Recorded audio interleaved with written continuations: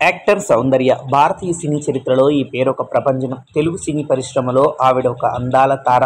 తెలుగు, తమిళం, కన్నడం, మలయాళం, హిందీ ఇలా అనేక భాషల్లో విభిన్నమైనటువంటి పాత్రల్లో నటించి కోట్లాది మంది అభిమానుల హృదయాల్లో సుస్థిరమైన స్థానం సంపాదించుకున్నారు సౌందర్య గారు.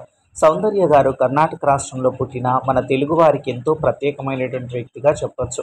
మహానటి సావిత్రి గారి తర్వాత అంతటి పేరు ప్రఖ్యాతలు సంపాదించుకున్న ఏకైక నటి సౌందర్య గారు. 16 నాళ్ళ తెలుగమ్మాయిలా కనిపించే సౌందర్య గారు తెలుగువారికి మరింత దగ్గరయ్యారు.